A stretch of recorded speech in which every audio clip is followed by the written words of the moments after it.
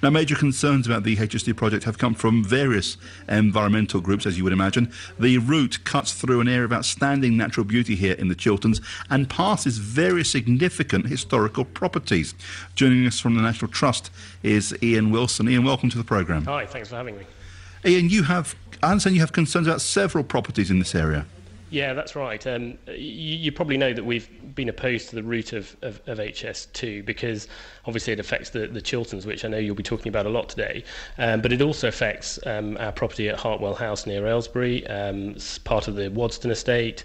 We also have property up at Claydon, which will be impacted as well. And of course, we're concerned about the view from Coombe Hill. So clearly, a significant impact on National Trust properties.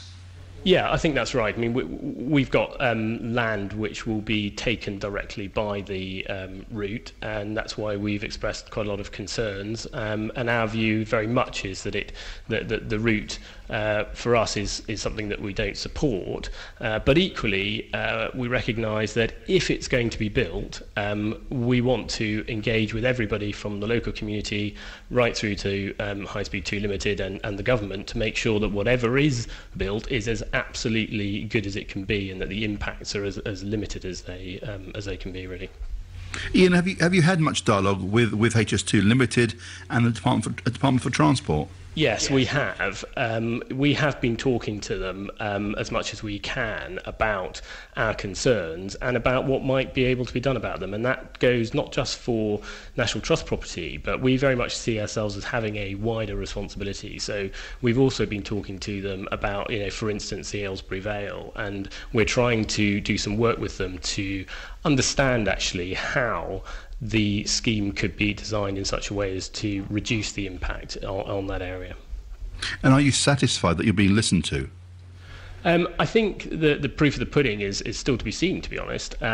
We have got some dialogue going with them, and we're trying to relay to them some of the concerns of local groups as well. It's quite early stages in terms of things like the mitigation measures that might be employed. Actually, we won't know about those for quite some time, but I think it's important that we set our stall out now and try and work with them to make sure that whatever they do design is as good as it can be.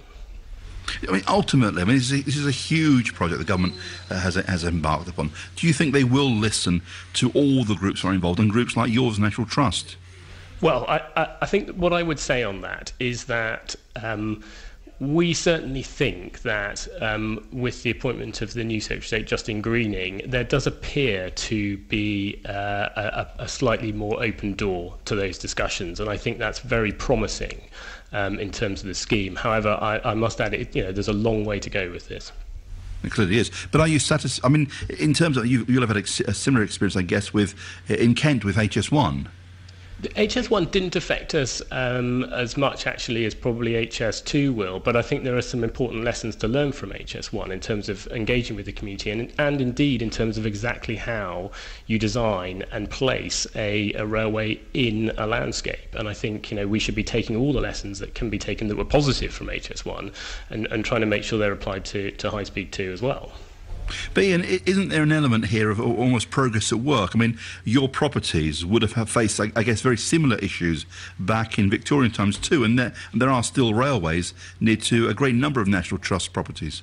Yeah, that's absolutely right. Indeed, I was up at Shugborough Hall, one of our other properties recently, and there's a rail line that goes straight through the historic park there.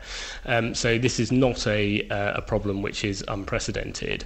And, in the past, quite a lot of effort has been put in to ensure that the railways are mitigated, and we should be looking for very, very high standards of mitigation from the scheme. And you're confident that things ultimately, from National Trust point of view, things will be worked out to a satisfactory level? Well, as I say, we've got to wait and see about that. And one of the things that we've been absolutely clear about with government and High Speed 2 Limited is that we're willing to work with them and to try and work with the local community. But if we're not happy with what we see, we absolutely have said, well, we'll petition Parliament for something better.